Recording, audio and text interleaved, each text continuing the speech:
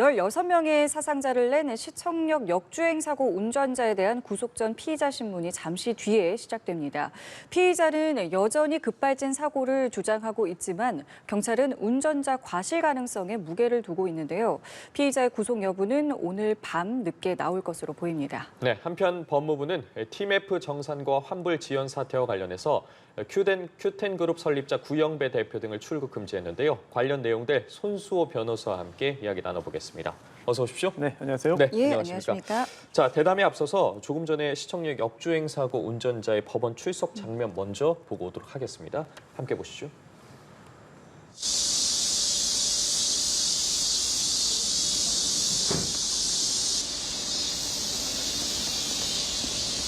혹시 급발진 사고라고 주장하시는 근거가 뭔가요? 죄송합니다. 돌아가신 분과 유족분께 대단히 죄송합니다. 죄송합니다. 신발에 엑셀 자국 남아있었는데 어떻게 생각하십니까? 모르겠습니다. 죄송합니다. 유족분들이랑 희생자분들께 마지막으로 한 말씀 더 해주시고 들어가시죠. 네. 유족분과 돌아가신 분과 유족분께 너무너무 죄송합니다. 죄송합니다. 네, 조금 전 시청역 역주행 사고 운전자가 영장 실질 심사를 받기 위해서 법원에 출석하는 모습 함께 보고 왔는데요. 네. 취재진 앞에 처음 서는 겁니다. 취재진의 질문에 연신 죄송하다는 입장을 밝혔거든요. 이제 잠시 후에 10시 반부터는 영장 실질 심사가 진행이 되고요. 상황 좀 짚어보도록 할까요? 네, 취재진한테 이야기를 했습니다만 사실 법적인 이야기는 아니고요. 특히 지금 현재 문제가 되고 있는 것은 과연 급발진이 존재하였느냐 여부인데 그 부분이 중요한 이유는 처벌 대상인 범죄가 발생하였는지 여부를 따질 수 있기 때문입니다. 즉 오늘 어떤 혐의로 현재 수사를 받고 있고 또한 구속의 기로에 서 있느냐 그걸 보면 교통사고처리특례법에 있는 치사 그리고 치상입니다. 이거는 운전을 하다가 과실로 사고를 내서 사람을 사망하게 만들거나 또는 다치게 만든 경우에 성립하는 범죄인데요. 그렇다면 여기에서 이 과실이 있었는지 여부가 핵심입니다. 그런데 형법에서 말하는 이 과실은 주의 의무의 위반을 말해요. 그리고 또 이 주의 의무 위반은 두 가지 요소로 구성되어 있는데요. 예견 가능성과 회피 가능성입니다. 즉 예견할 수 있었고 회피할 수 있었는데 제대로 주의 의무를 다하지 않아서 사람을 죽거나 다치게 했다라고 한다면 과실이 있기 때문에 처벌되는 것이고요. 예견 가능성도 없었고 회피 가능성도 없었다라고 한다면 이건 과실이 아니기 때문에 범죄가 아닙니다. 따라서 처벌도 받지 않고 오늘 구속될 일도 없겠죠. 즉 이 부분의 핵심은 과실이 있었는지 여부이고 또한 과실이 있었는지 여부와 직접 연결되는 부분은 급발진 여부입니다. 만약 실제로 급발진이었다면 운전자 입장에서는 예견할 수도 없었고요. 또한 회피할 수도 없습니다. 그렇네요. 따라서 사망과 상해의 결과가 발생했다 하더라도 이건 범죄가 아닌 게 되거든요. 하지만 운전자가 아무리 급발진이라고 주장한다 하더라도 객관적인 증거에 의해서 급발진이 아님이 증명이 된다면 이 부분은 본인의 운전자의 과실이 인정되는 것이기 때문에 형사처벌로 이어지게 되겠죠. 그렇기 때문에 국가적 감식 결과에 상당히 많은 이제 주목이 됐고 최근에 이제 보도를 보니까 이 운전자 차시 신발에 엑셀 페달을 밟은 흔적이 확인됐다라고 하는데 어쨌든 이제 그러면 엑셀을 밟긴 밟았어요. 근데 이게 그 당시냐 아니냐 이제 좀 다른 문제인 것 같고 이 부분이 어떤 핵심적인 증거가 될 것 같으세요? 그렇습니다. 보통 신발에 흔적이 남았는데 그게 왜 중대한 증거이냐, 중요한 증거이냐 의문을 가질 수 있습니다. 왜냐하면 당연히 운전을 했다면 운전을 하는 과정에서 언젠가는 가속 페달을 밟았고 또 브레이크 페달도 밟지 않았겠습니까? 그런데 그 흔적이 남았다는 게 도대체 왜 중대한 증거인지 그 부분이 굉장히 의문스러울 수 있는데요. 하지만 이 흔적이라는 게 그 페달에 있었던 흙이 묻었다거나 또는 먼지가 묻었다거나 그런 모양이 살짝 보였다거나 그 정도의 수준이 아니라 가속 페달에 발을 올리고 있는 상태에서 상당히 강하게 힘을 주고 있겠죠. 만약에 가속 페달을 밟았다면, 브레이크로 오인해서 밟았다면 가속 페달에 굉장히 힘을 줘서 밟고 있는 상태에서 상당한 속도로 차량이 진행합니다. 그런 상황에서 끔찍한 일입니다만 사람을 치였거나 또는 구조물을 치인 순간에 차량에 충격이 가해지죠.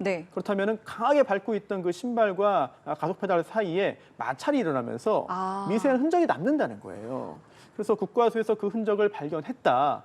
만약 그렇다면은 이 부분은 운전자가 사고 당시에 사고 당시에 가속 페달을 강하게 밟고 있었다는 증거일 것이다라고 경찰은 파악을 했고요. 예. 그리고 국과수의 감정이라든지 기타 여러 가지 절차를 거친 후에 사실 경찰 입장에서는 이 부분까지는 기대하지 않았던 것 같습니다. 즉 경찰의 당시 반응을 보면은 기대하지 않았던 수학이 있다, 기대하지 않았던 증거가 나타났다라고 네. 밝힌 바가 있는데요. 제가 볼 때는 아마도 이 흔적이 그러한 증거가 아니었을까 이렇게 짐작됩니다. 그렇다면 이 신발에 남은 자국 말고 사고 관련한 또 다른 증거들이 좀 있습니까? 그렇습니다. 이 신발에 있던 흔적 하나만으로 구속영장을 청구하고 또한 급발진이 아니라고 이야기하기는 쉽지 않았을 겁니다. 예. 하지만 그 전에 더 명확하게 확인되는 것들이 있다는 경찰의 주장인데요. 일단 브레이크를 밟은 기록이 없는 거예요. 반면 가속 페달은 밟은 기록이 있고 심지어 전체 90% 강도로 밟은 기록이 있다.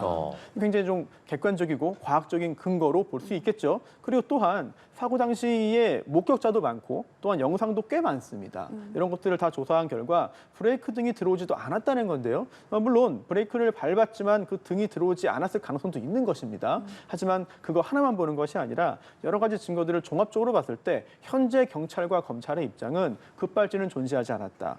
가속 페달과 브레이크 페달을 잘못 이제 판단해서 착각해서 운전 부주의로 이러한 사고가 발생했다. 따라서 구속되어야 한다는 입장입니다. 그럼 지금 정리를 하면은 급발진이 아니었다라는 증거가 나오고 있는 상황에서 네. 운전자는 급발진이었다를 주장하고 있잖아요. 그렇습니다. 근데 급발진이었을 증거는 또 없는 상황이지 않겠습니까? 그럼 이건 네. 어떻게 정리가 되는 건가요? 이 부분은 이제 입증 책임, 증명 책임의 문제로 가는데요. 일단 만약에 민사 소송이라면 네. 운전자가 자동차 제조 판매사 등을 상대로 해서 손해배상을 청구한다면 급발진이 있었다는 사실을 운전자가 주장하고 증명해야 됩니다. 손해배상을 받으려면요. 네네. 그렇기 때문에 굉장히 쉽지 않은 일이죠. 그런데 반대로 형사 절차에서는 입증 책임이 수사기관, 이제 검사에게 있습니다. 그래서 검사가 이게 과실에 의해서 운전 중에 과실에 의해서 사람을 죽거나 다치게 만들었기 때문에 범죄이다라는 사실을 증거에 의해서 증명을 해야 되고 만약에 기소되어서 재판으로 간다면 판사는 그렇게 검사가 제출한 증거에 의해서 범죄가 증명되는지를 판단해야 됩니다. 따라서 증명 책임이 검사이기 때문에 만약에 기소가 된다면 피고인이 되겠죠. 예. 운전자 입장에서는 아닙니다. 이게 급발진입니다라고 급발진 사실을 증명할 필요까지는 없는 거예요. 급발진일 수도 있다. 급발진이었을 가능성도 배제할 수 없다. 정도만 보여주어도 형사에서는 무죄 판결이 나올 수 있는데 그렇기 때문에 수사기관에서는 완벽하게 급발진 가능성이 없고 사실상 배제할 수 있고 운전자 과실에 의해서 이런 일이 벌어졌다는 것을 증거에 의해 증명해야 되는 책임을 지고 있습니다. 예, 이제 잠시 뒤인 10시 반부터 구속 전 피해자 신문이 진행이 되는데 자, 어쨌든 이 구속 여부와 관련해서 좀 도주나 말씀해 주신 것처럼 증거인멸 가능성 여부가 중요하지 않겠습니까? 뭐 구속 여부 오후 늦게 정도 나올 것으로 예상이 된다고 하는데 지금 이 운전자 차 씨 같은 경우에 피해자가 병원에 입원해 있는 상태거든요. 네. 구속 가능성에 대해서는 좀 어떻게 보고 계세요? 네, 갈비뼈 등의 부상으로 전치 8주 진단을 받은 것으로 알려져 있죠. 그리고 계속 치료 중인데 또 조금 전에 영상을 보면은 이제 걷는 데는 큰 지장은 없는 것으로 보입니다만 사실 예. 정확한 신체 상태는 저희가 판단할 수는 없는 상황이고요. 예. 그래서 오늘은 구속 여부를 판단하는 것입니다만 체포영장이 발부된 상태에서 체포영장이 기각된 적이 있어요. 네, 당시에 이제 사고 발생 직후죠. 초기에 예. 그런 일이 있었는데 그때는 경찰이 병원 문 앞에 사실상 있었습니다. 그렇기 때문에 체포까지 할 사항은 아니다. 뭐 조사함에 있어서 지장은 없고 문제는 없다라고 판단을 한 것이거든요. 예, 그런데 지금은 그때와는 상황이 좀 약간 다릅니다. 그리고 또 하나 구속 사유가 사실은 뭐 많은 분들이 다 알고 계시죠.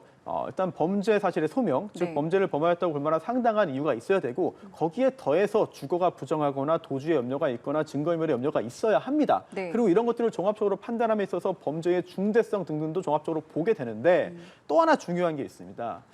법에 명시되어 있지는 않습니다만 간혹 가다가 피의자의 안전을 고려하는 경우도 있어요. 혹시 모를 그렇습니다. 상황에 대해서요. 특히 이런 것들은 심사 과정에서 어떠한 이야기를 하는지, 어떤 태도를 보이는지, 어떤 입장을 보이는지 등등을 종합적으로 보게 되거든요. 자, 그런데 뭐 제가 판단을 하는 입장은 아닙니다만 조금 전에 이제 기자들에게 예, 예. 보여준 모습을 보다면은 상당히 좀 당황하고 좀 위축되어 있는 그렇습니다. 모습이 좀 있었죠. 네, 뭔가 상당히 불안해하는 모습들도 보이거든요. 예. 이런 것들 역시 법에 적시되어 있는 구속 사안은 아닙니다만 현실적으로는 어느 정도의 영향을 미칠 가능성도 배제할 수는 없겠습니다. 알겠습니다. 이 구속 여부는 오늘 오후 늦게 나온다니까요. 함께 지켜보도록 하겠고요. 이번에는 팀F 사태 이야기로 넘어가 보도록 하겠습니다.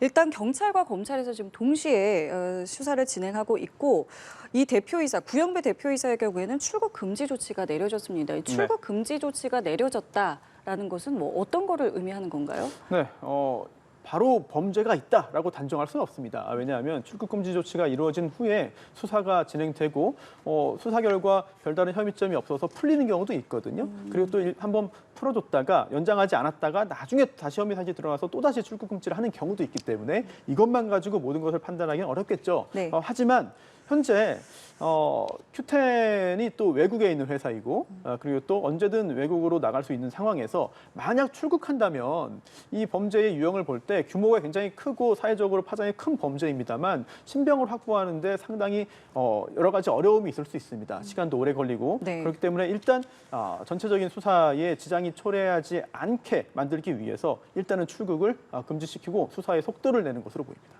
예, 지금 구영배 대표이사 같은 경우에 어제 오전에 큐텐의 지분 전체를 매각하거나 담보로 활용해서 수습에 정말 최선을 다하겠다고 입장을 내놓지 않았습니까? 네. 그리고 나서 7시간 후에 이제 법원에 기업 회생을 신청을 했습니다. 이를 두고 좀 네. 꼼수가 아니냐, 시간을 끌기 위한 게 아니냐 이런 이야기가 나오고 있거든요. 네, 우선 그러한 행위들을 각각 나누어서 볼 때는 법적으로 문제는 없습니다. 자, 우선 이제 회생 절차를 신청하는 것도 이제 권리이고요. 또한 회생 절차를 신청함으로써 여러 가지 법적인 효과들이 발생합니다만 그에 따른 것도 뭐 모두가 우리나라 현행 법에 의해서 인정되고 보장되는 것이기 때문에 법적으로 비난할 수는 없겠죠. 다만 과연 이 시기와 시점을 볼 때 이 티맵과 유메프 그리고 큐텐 측에서 밝힌 사태 해결을 위해 적극적으로 나서겠다는 이야기들이 과연 진실한 이야기였느냐.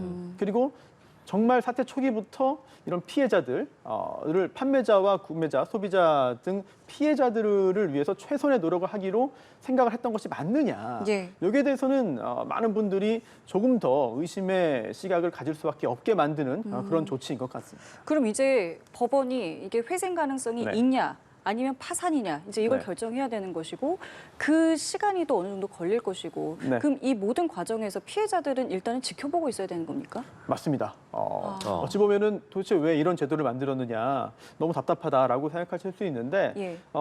이해관계를 조정한다는 측면에서 보시면 될 것 같아요. 즉 첫 번째로 일단 그 채권자, 채무자 입장에서는 채무를 변제하지 못해서 회사가 도산할 경우에는 상당한 지장을 받게 됩니다. 그리고 또 이제 그 기업에 대해서 채권을 가지고 있는 소비자라든지 판매자 입장에서도 만약에 회사가 완전히 도산해 버려서 청산 절차로 가거나 이럴 경우에는 오히려 대부분의 채무를 이제 환수하지 못하는 채권을 환수하지 못하는 경우가 생길 수 있거든요. 네. 그렇기 때문에 절충해서 회사를 운영해서 네. 돈을 벌어서 일부라도 갚도록 만드는 그런 제도가 회생이라고 볼 수 있거든요. 물론 현재 회생 개시가 된 것도 아니고 이제 회생 절차를 진행해 달라라고 신청을 한 것에 불과하기 때문에 앞으로 절차가 어떻게 진행될지는 모르겠습니다만 지금 일단 이제 개시 신청을 한 상황에서도 여러 가지 일들이 생깁니다. 예를 들어 더 이상 강제 집행을 하지 못하는 채권자들이 이 회사를 상대로 해서 강제 집행을 하지 못하는 효과가 생기고요. 다 멈추는군요. 그렇습니다. 그리고 또 회사도 누군가에게 변제를 하지 못하는 일이 생기거든요. 이런 것들 굉장히 큰 이제 변화라고 할 수 있겠죠. 뭐 얼마나 걸리나요? 그 기간이 결정이 나는 데까지. 이것도 사건에 따라 다르고 그리고 또 법원의 상황에 따라 다릅니다만 대체로 한 달 정도는 걸린다고 봐야 될 거예요. 물론 훨씬 더 빠르게 결정이 나오는 경우도 있습니다만 네. 상황이 복잡하고 또한 고려할 것이 많은 경우에는 시간이 한 달 정도 걸릴 수 있고요. 그리고 이 사건의 경우에는 한 달 이상 걸릴 수도 있습니다. 왜냐하면 지금 자율구조조정 지원 제도가 있는데요. 이거는 이제 회생 개시 결정을 하기 전에 그게 나와버리면 회생 절차를 신청했던 거를 철회하지 못합니다. 네, 이거를 취하하지 못하기 때문에 자율적으로 어떻게 좀 해결해 봐라 이런 제도를 만들어 놨거든요. 그런데 이런 절차로 가게 되면은 사실 뭐 수개월 이상 걸릴 수도 있고 또 이 사안의 경우에 만약 그런 절차로 가게 된다면 더욱더 이제 좀 답답한 시간이 좀 더 길게 걸릴 수밖에 없겠죠. 예, 기약 없이 기다려야 한다는 게 피해자들 입장에서는 참 막막할 텐데 예. 지금 피해자들 집단 소송을 검토하고 있다는 말도 있더라고요. 이 집단 소송이 피해자들이 지금 상황에서 할 수 있는 최선이라고 봐야 하는 겁니까? 답답한 마음에 법적인 조치를 취하고 싶고 또한 예. 취할 수도 있고 또 취해야 할 수도 있겠습니다만 현실적으로 지금 회생 절차가 앞으로 진행될 것으로 예견되는 상황에서 네. 이렇게 민사적인 조치를 취하는 것이 얼마나 실익이 있겠느냐 예. 이런 부분들은 좀 회의적인 시각을 안타깝지만 말씀드릴 수밖에 없겠고요. 그래서 현재 형사 절차에 조금 더 힘을 싣는 것 같습니다. 고소, 고발 등등이 일단 소비자 측에서도 이루어졌고요. 그리고 또 판매자 측에서도 또 고소를 했다고 지금 전해지고 있거든요. 그리고 고소와 고발에 대한 대응뿐만 아니라 수사기관이 굉장히 큰 규모의 이제 기업형 범죄로 인식을 하고 이제 수사에 적극적으로 나설 가능성도 있어 보여요. 예. 특히나 단순 그 형사부에서 처리하는 것이 아니라 이제 반부패 사건으로 보고 지금 처리를 한다면 네. 이거는 위메프와 팀에 관련된 정산이라든지 이런 문제를 넘어서 아예 이제 전체 지배 구조를 본 후에 이제 Q10이 여러 회사들을 인수하는 과정에서 특히나 외국 회사, 미국에 있는 회사까지 인수하는 과정에서 도대체 어떤 기법을 썼느냐, 도대체 어떤 일들이 있었느냐, 또한 현재 자본 잠식 상태이고 그리고 또 이익을 많이 내지 못하는 기업들을 인수하는 과정에서 상당히 여러 가지 뭐 기술들을 썼거든요. 이런 것들을 어떻게 판단할 것이냐. 그리고 특정 A 회사의 자금이 혹시 B 회사로 옮겨간 거 아니냐, 또는 B 회사의 자금을 다른 회사에 지불을 하고 주식을 매수하면서 회사를 인수한 거 아니냐 등등등 굉장히 큰 규모의 국경을 넘나드는 범죄가 될 수 있기 때문에 검찰도 굉장히 주의 깊게 관심 있게 깊게 바라봐야 될 것 같습니다. 예, 알겠습니다. 오늘 두 가지 사건에 대한 이야기 여기까지 함께하겠습니다. 지금까지 손수호 변호사와 함께했습니다. 오늘 말씀 감사합니다. 고맙습니다. 고맙습니다.